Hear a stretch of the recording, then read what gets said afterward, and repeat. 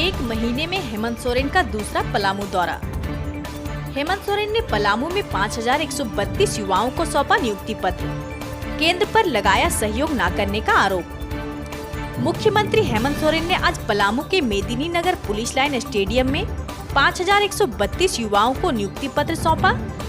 Police line मैदान में जनसभा को संबोधित करते हुए हेमंत सोरेन ने केंद्र सरकार पर जमकर निशाना साधा। उन्होंने कहा, केंद्र सरकार झारखंड के साथ सौतेला व्यवहार कर रही है। भ्रष्टाचार और जीएसटी के जाल में फंसाकर परेशान किया जा रहा है, लेकिन हार मानने वालों में से नहीं है। केंद्र सरकार पर हेमंत सोरेन का कटाक्ष मुख्यमंत्री ने कहा, भाजपा को अभी झारखंड की सत्ता से बेदखल किया है, अब पूरे राज्य से बाहर करने की तैयारी है। हमारी सरकार बनने के 1 घंटे बाद से विपक्ष के लोग सरकार बनाने का सपना देख रहे हैं। कितने लोगों को तो इन्होंने सपने में मुख्यमंत्री भी बना दिया है, लेकिन जब जब इन्होंने षड्यंत्र किया तब इन्हें मुंह की खानी पड़ी है।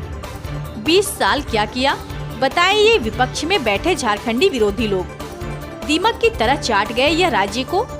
इन्होंने कभी भी लोगों को हक अधिकार से जोड़ने का काम नहीं किया। हम लोगों को अधिकार देते हैं तो यह बेईमान लोग हमें भ्रष्टाचारी कहते हैं। इन लोगों के झूठ, षड्यंत्र और अफवाह से कुछ नहीं होने जाने वाला है। हम राज्य के लिए लड़ने, मरने और मिटने वाले लोग हैं। इन षड्यंत्रकारियों को अभी तो सत्ता से बाहर किए हैं, आने वाले समय में इस राज्य से भी बेदखल करेंगे। झारखंड के साथ केंद्र के व्यवहार पर साधा निशाना। हेमंत सोरेन ने केंद्र पर सौतेला व्यवहार का आरोप लगाते हुए कहा, हमने हमारे राज्य के लोगों को आवास देने के लिए केंद्र सरकार से आग्रह किया, पर वहां कोई सुनवाई नहीं हुई। इसलिए हम नई योजना बनाते हुए 8 लाख से अधिक लोगों को अबुआ आवास योजना से जोड़ने का काम करने वाले हैं। यह आवास प्रधानमंत्री आवास से भी बड़ा होगा। गैर भाजपा शासित राज्यों के साथ सौतेला व्यवहार किया जा रहा है। केंद्र सरकार को राज्य सरकार के साथ ऐसा नहीं करना चाहिए। यह लोकतंत्र का चेहरा नहीं है। आज बरगद का पेड़ भी अपने आप को बड़ा करने के लिए टहनी से अलग से जड़ निकालकर जमीन से सहारा लेता है। मुख्यमंत्री ने गिनाए काम।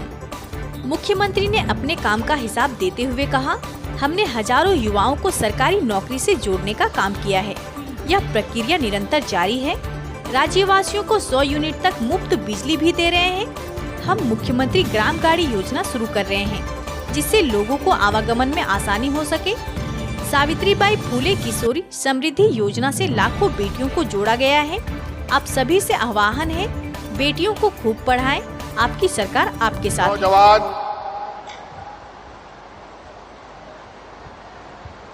को कैसे सही दिशा दिखाई जाए, कैसे उसको एक बेहतर जीवन जीने के लिए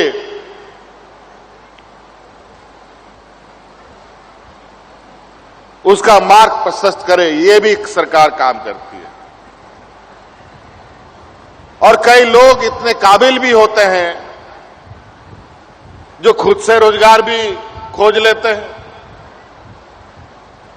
खुद से नौकरी भी पा लेते हैं, खुद से स्वरोजगार भी कर लेते हैं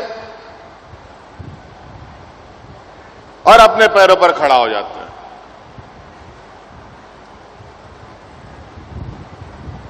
लेकिन इसमें सरकार एक अहम कड़ी के रूप में खड़ी रहती है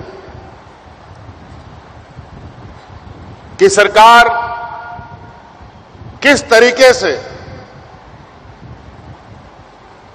लोगों को विभिन्न आयामों से जोड़ती है। आज का ये रोजगार मेला पहला नहीं है हम लोगों का। हम लोगों ने अनेकों रोजगार मेला लगाए और आपको जानकर खुशी होगी, श्रम विभाग की तरफ से सिर्फ अब तक 30,000 से अधिक बच्चों को हम लोगों ने विभिन्न संस्थाओं में रोजगार दिलाने का काम किया है। आज के इस कार्यक्रम को छोड़कर आज के यहां जो बच्चे प्राप्त करेंगे नियुक्ति पत्र, इससे पहले हम लोगों ने 33,000 के लगभग या उससे अधिक बच्चों को हम लोगों ने रोजगार से जोड़ दिया। ये विभिन्न गैर सरकारी संस्थाओं के जगहों पर लोगों को भेजने का एक हम लोगों ने मुहिम बना रखी है। बहुत सारे लोग आसपास में कई संस्थाएं होने के बावजूद लोगों को काम नहीं मिलता है,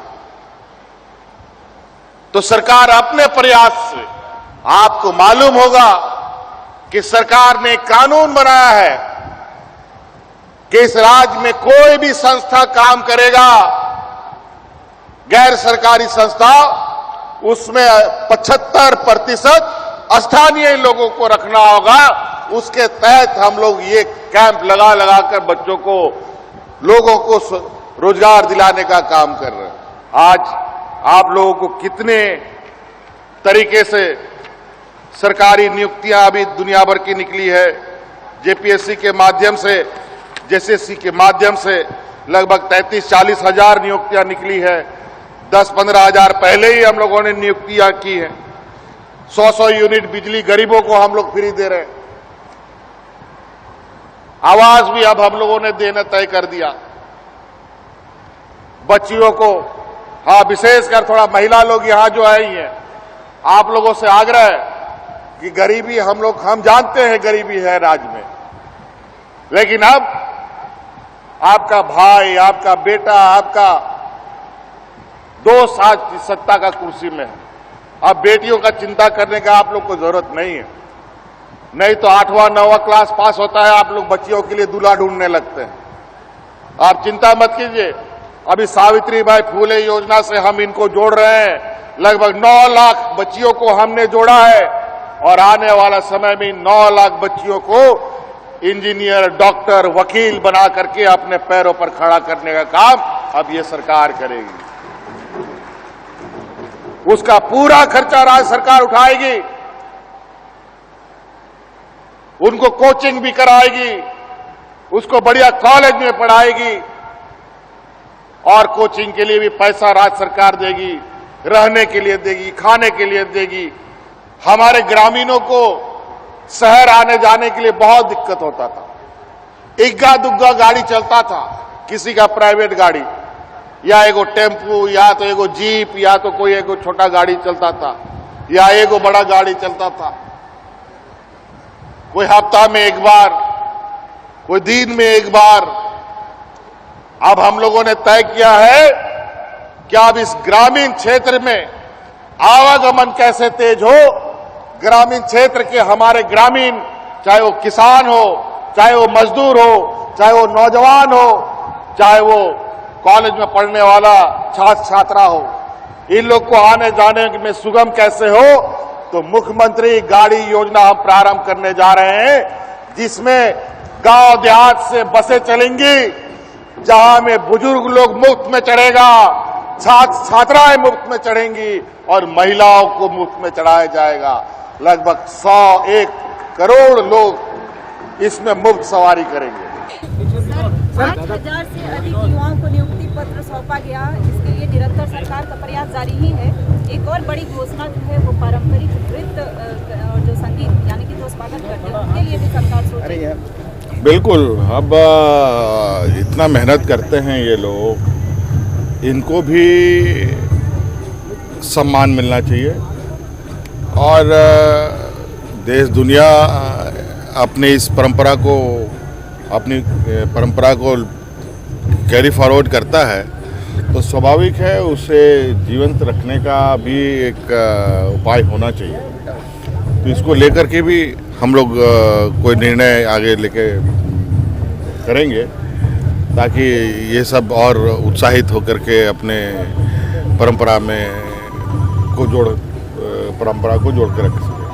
सर, जिन्हें नियुक्ति पत्र मिल रहा था, आप काफी देर अवलोकन कर रहे थे कि किन्हें कितनी दूर भेजा जा रहा है या कितना मानते हैं? नहीं, देखिए, ये सारी चीज़ें देख रहे हैं। Nothing is better something. खाली दिमाग शैतान का।